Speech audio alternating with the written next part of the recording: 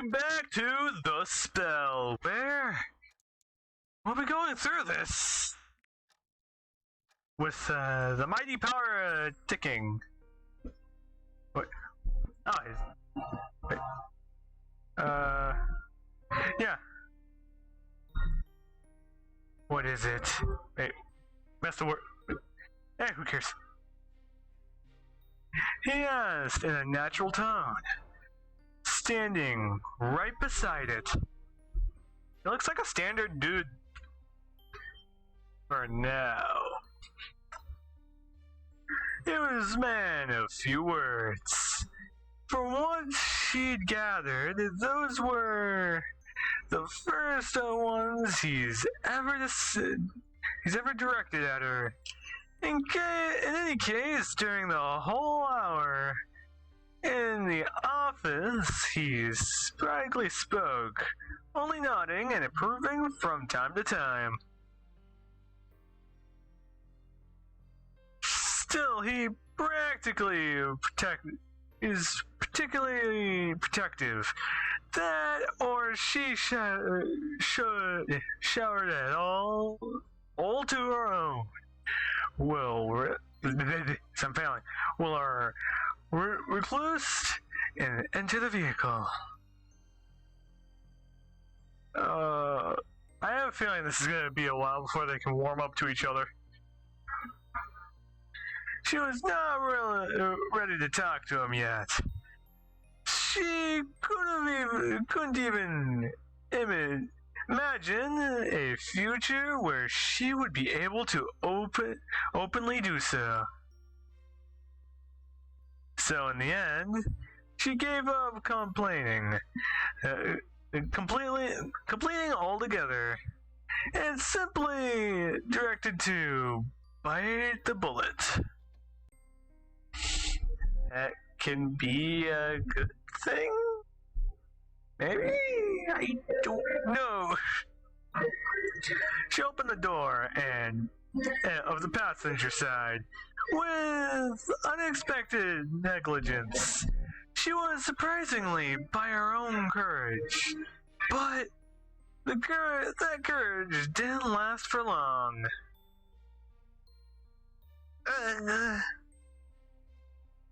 She smiled really bad inside of the car. For some reason, she wouldn't be surprised if this was what they called the smell of death. Now we know. It's not mine. It's a rental. Thanks for telling me it's a rental? He blurted out as though as good as excuse as any. Oh, hi, Storm. How you doing? Now we know that shows up. He then scratched his cheek, looking at the sky. His words and actions made him seem embarrassed.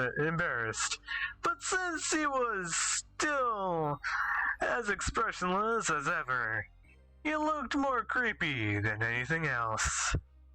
He looks freaking tired. And also, it looks like he doesn't really go outside. Helios looked at the creepy man who, with disgust, rolled like the window of the already open car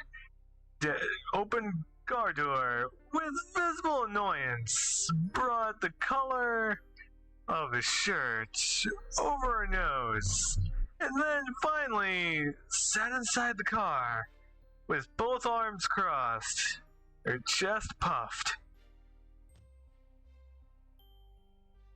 I have a feeling it's going to take a while for both of them to warm up to each other. The man, his name was Steve, if she remembered correctly, looked at her as if was some kind of strange animal before her, following suit.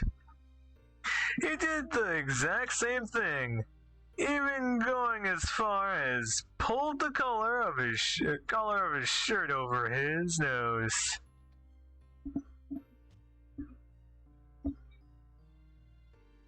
Okay, now we know for a fact we're in America. It didn't take long before she complained. What are you doing? She asked him, visibly irritated. Nothing. Was he laughing at her? At first, it seemed that way, but soon she realized he wasn't. She thought he looked ridiculous, as this man's supposed to be taking care of her. What a joke, she declared in her mind. Yeah, what are you gonna expect me to complain about? Sam, don't know what he does yet. Yes, he's gonna just like activate the car with his mind.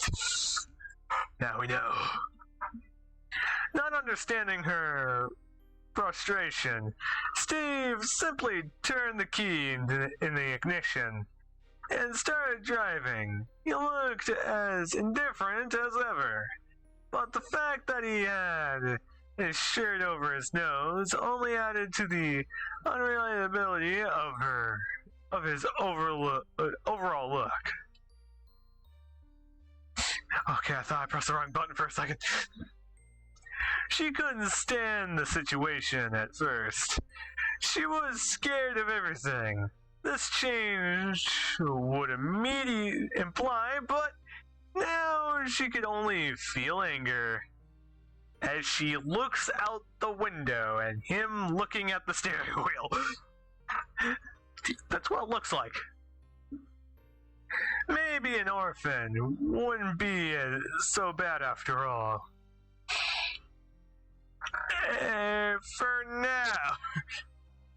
Silence long and awkward. Somehow she could stand it. She had to show her rebellious nature. She had to show she wasn't happy with this situation. Where are you taking me? Somewhere. She asked him with a tone as cold as she could muster. My apartment, he said casually. I don't wanna. To that, he didn't answer. He simply kept his eyes on the road, unfazed. Let's see, he has to take care of a kid. And that's as far as I know. She thought she had to make it clear to him. Clear to herself, so she repeated herself, but this time with more assertiveness. I don't wanna. So what do you want to do? But again, silence. She thought as much. He wouldn't. Sorry. He finally said in a low voice, though his expression stayed the same. Sorry about what? She clicked her tongue loudly, more so than necessary. But why was she doing this? She knew the man was in a situation similar to hers, and he currently didn't do anything to warrant such a amnesty on her part, yet she wasn't able to control herself. What about my stuff? I'm gonna take care of that tomorrow. Don't worry. And school? I live nearby. He said he had an answer for everything. always in casual tone. If he has eyes, the only vision in the future of his face right now always seemed to be fluttered in a muddy water. It made her somehow think of fish. There were no emotions, yet he said that all the time. What did I accept? What did you accept? Oh, yeah. She finally asked, with difficulty. Of all people she thought would be taking care of her, why a man such as him? That is a good question. I don't know. Except what? Custody. He didn't answer right away. He thought about it for a while, then simply said, because it was your mother's will. And her mother's will, the will of her mother, she wanted him, of all people, to take care of her. This is none of your business. She had forgotten why she was acting this way. She had forgotten the source of her anger altogether. Well, she's my oldest sister, so... Now we're kind of getting the situation. I'm taking as many pieces as I can to actually put it together, so... His hands, which were around the steering wheel, tossed up ever so slightly. Or was she hallucinating it? For the first time, she felt empathy for him, if only a little. She started to doubt her own resolve. Since silence was about to settle, and she didn't want that because she would have to think of it. Are we close yet? Okay, if she's gonna keep up this rebellious phase, I want to see what might happen. A close call. She didn't want to think about anything right now. Around 10 minutes. I guess why. Oh, you need to pee. Is that it?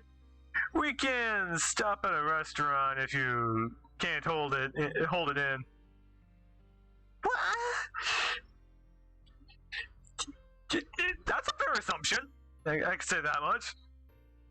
She shoots flustered. How could he? She was upset by the collusion. He was no tact whatsoever. She didn't want to go. And even if she did, there were better ways to go about it. Hey, at least he was straightforward about it. Like, I'm not kidding. It's better in some cases to be straightforward than anything else. And that was, in my opinion, which I know people are going to be pissed about, it's at least better than nothing. I know. Yeah, okay, I'm not going to go into this. I see. He said in understanding. At least he realized his mistake rather quickly. Well, he's also dealing with a kid he doesn't know as much, so yeah. I'm going with 2 then. I guess we'll find a place. God damn it. That's not it. Keep driving. I hate him. She finally remembered it. The reason for her anger. I still think it was a reasonably fair assumption, debatably. Well, on the other hand, yeah, parents didn't quite make it, judging by the first 2 episodes. His apartment wasn't exactly the way she imagined it would be. How could she put it? It's clean? Thank you. That's right. It was a lot cleaner than his appearance and car would suggest. Surprisingly enough, it's almost as if too clean. God damn it, alarm! How dare you! We couldn't get like one more sentence. Like why? It was if everything was brand new. There wasn't a speck of dust anywhere. There were only what seemed to be fake fruit in the kitchen table. Most of the cabinets looked rather empty. And for the ridiculous reason, there was even a picture of some kid with a woman on the wall. Is he living with someone?